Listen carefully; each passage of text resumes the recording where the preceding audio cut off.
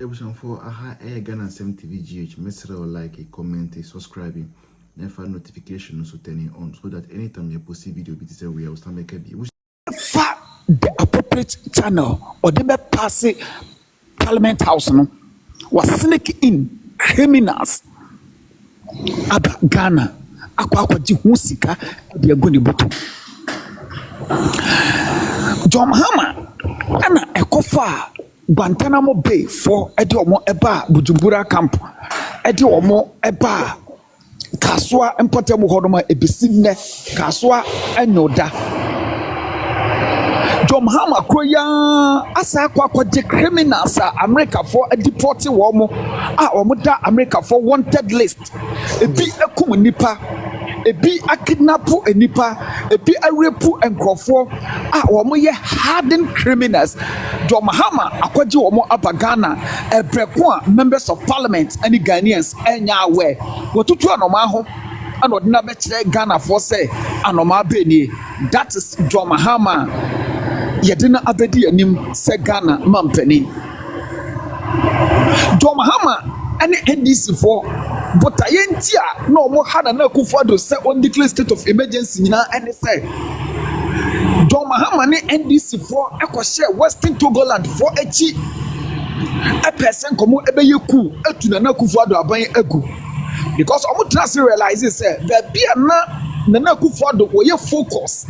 our Dr. Mahmoud Bawumia e de Ghana ekono so man pekwa bi I instigate Ghana against Nana Akufo Addo aban any MPP amemu na ebeye den say NDC ebetimi aba power ebiem entie ne omo nkose nkrofo bi ati na ye prepare ku na ye ntu Nana Akufo Addo aban enu omo nkose Western Togoland for chi anya yie no ene na ye for pressure esi Nana Akufo Addo so say one declare state of emergency so ne declare state of emergency ne ka say ne yenko Galamsey site Galamsey ye bia behunu bia ye monituo enkunum yenti asojafo ene apolisifo enum ene eba ne saa omo betimi agina eno so e de fight Nana Akufo Addo aban aba betu Nana Akufo Addo aban agu enye Ghana fo ho ana na omo adwene enti ana omo kasa ye declare state of emergency o na mum said the omo be score political points enti ana na omo pressure Nana Akufo Addo on declare state of emergency. John Mahama any mampania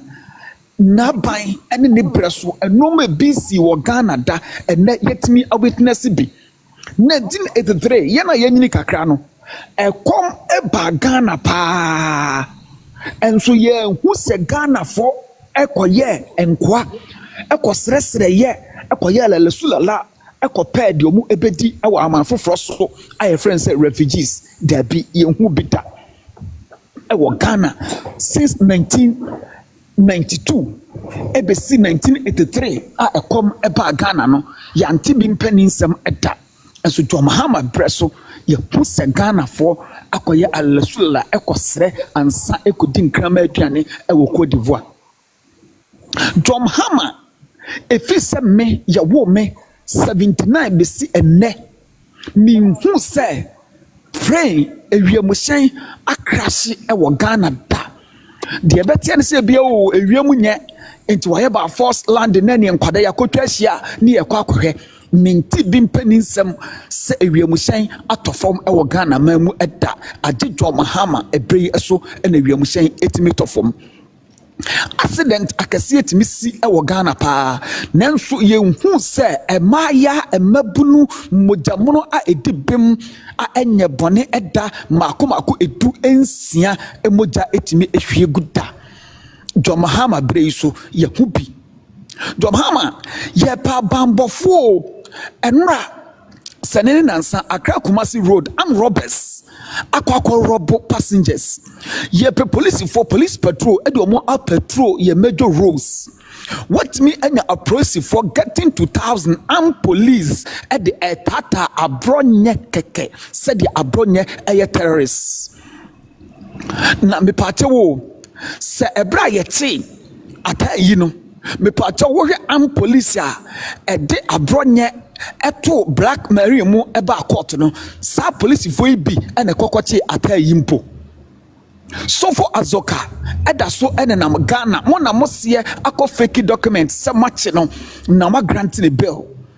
It is Sofo Azoka mo che no mo de sa arm police impo and the kwache wono a what threatening the second arm of the government, at threatening parliament no.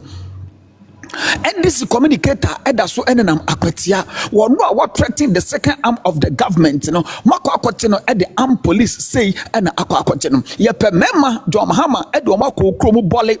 e de akosora ene gbanyiri akosata peace e wo honom wo de mema no e di abronye a IGP a o say abronye edidi na tem a obetimi na court akosi unu no ene mutwiti abronye se terrorist anase criminal. Ye pe mema e de omakoboko asoja for de omukoboko John Mahama allowance promise o mo se wo de be ma wo mo enuane a promise o de mo ekom e de soja for na e wo boko no o mo sre ansa e na o mo adi John Mahama usuro se asoja for no o mo allowance na Akufo Addo epeja mu e call 35% wo ba be cancel military allowance nti ene why army for no every Jubilee House akofa navy for and aba Jubilee House wo ye de ya John Mahama enka die pa na usuro se army for no ebe yawa ene why o mo every Jubilee House akofa navy for and aba ho John o promise Ghana ma se over by Women's Bank e de ama wo mo John oba ye bosumi ngotwe enie se sika na wo de kokko share dollar no wo de kokko share cedis ni ememu wo de be massage cedis no ka betimi de bia Women's Bank no ama ye ma me madwadefo no anya besia interest rate no e wo form John e ma no Women's Bank no omo se e wo hen Ghana for John ye ni short memory bia mu first na sebi na computer e ma ye ani ye use tatrata no sata ma smartphone e ma ya John ye use yam no a ukofa light off dum so e ba ya ukofa phone so betiche ma police and military services na ne friend Mahama ni ewu no enne ukofa sa phone ni bi e ba bancha ba no John obi anyi bia mu enne Dr. Baumienti John ye wo digital word our no nsem na oka ye no ye wo pen drive ye wo data ani nyina e wo hono ma ebrepam ye bebo akere one after the other John bosumi ngotwe pani o ana wontimi pressure no so de bia me ka se ye wo se bekum suna abusuafo ha ho nkobu wonam e wo kusie ho esanse John Mahama enye prepared na onye leader na only leadership skills any leadership qualification na wa mase obebu oman no enti na woni direction bia e de Ghana ko enti no John Mahama enye focus enti haban kra teto form a na a diverting attention na okodi haban na chi na nado na we were prepared since 2008 na we focus enti na the flagship program a free SHS upon criticism MP before criticizing them upon press conference Sami Jamfimu a year against a Sedun Katiamo a year against free SHS no Munanado Abem essence where you focus in the first 100 days with me implementing free SHS amene free SHS edaso etiase don't so we serious mampani a obe govern Ghana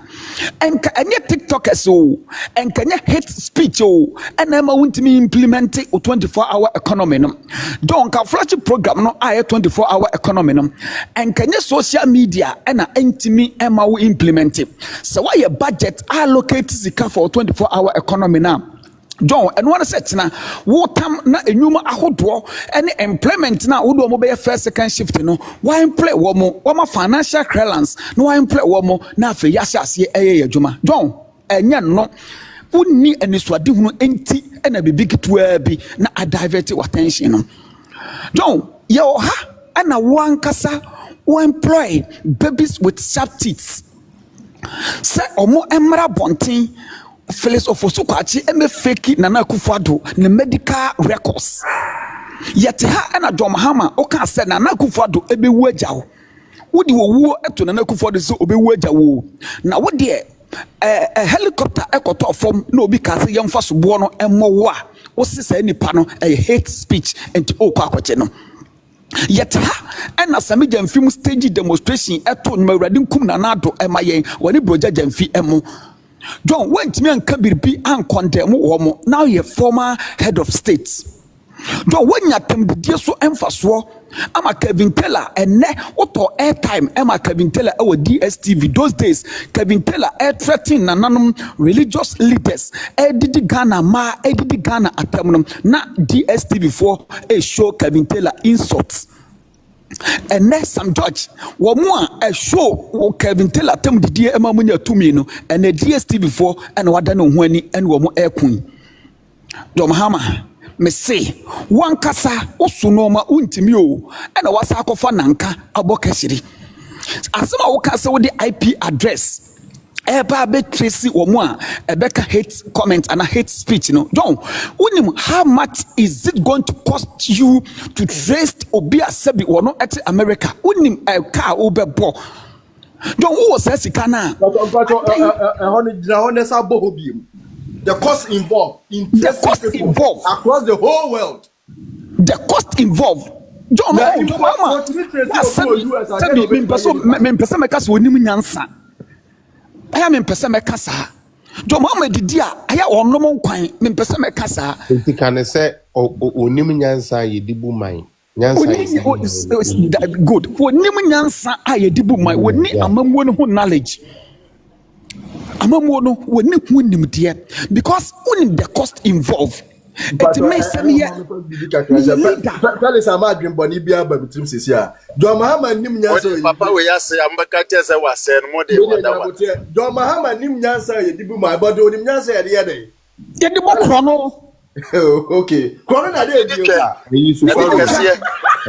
atokase tumu kankan Akuya no page so abeku so kaya last week and I started sa cost so kana make actual say to trace even one IP address current sika obe say Europe is around 18,000 euros America it's around 20,000 US dollars and even bust your bubbles what would do what here ya china to me it's not serious charges yes man so onko purchase machine na you bet me dey trace IP address one farmer into me bisa president say mesere na ya when no dey trace no because most you do one farm machine na ma yo enti John Mahama wo sesika we edini sabi ensem hu we then na next omo allowance 1,000 Ghana cedis within 10 months untimi fasa allowance no e ma next no then the teachers 10 months untua wo mo eka o sika we udi ko trace hate comments then na mfa ko teachers no eka John o sika we na contractors a eye ofanko suhum ensanwo mu kwan umfa enkoma wo mo aye anyinam konongo bypass wo mo aye buankra ilan port wo mo aye swami interchange aduma ewo agenda 111 John o sika we na contractors a release certificate umfa sika na ema wo mo no omontoa aduma no eso na okwa waste sika we hate comment esanse na unye prepared unni nyansa enim dia John yedibu oman Don a normal one kasa okasati aye oka say woni some judge must say Ghana a Christian country we are Assemblies of God ni we are sofo we are Christo ni enti o makwai matrumu bema eni ni nyonko etrumu oba se be emfa ne nsa enko wo no nyonko ba ase no na say Sodom eni Gomoria sofo wingam Assemblies of God so penny what appointment ewo immigration office we board chairman of Ghana Immigration Service and to suffer was sorry pay and net one makwan emma memma di memma trum e ma de o monsa wo monyonko ma ase no etimu hu ya na the first 100 days in terms some judge na wa ho din nyina ewo LGBTQ+ bill and now by what divert wa ho den e de akọ DSTV for so employment DSTV accrete e Ghana don what the by force eba abeman krofo dwuma abowo mo e DSTV sector so oba ye public sectors enipa wa yi o madinko more than 5,000 and where you already were various sectors, including security services. One more call recruitment, one more call training. Aka pass out. Don't where you munina edi. TikTokers, social media, don't. Yen so kakaka didi and no when you near coins any and simple. Yen so oba be my yen sano a jumani and no piane assign aboye beam.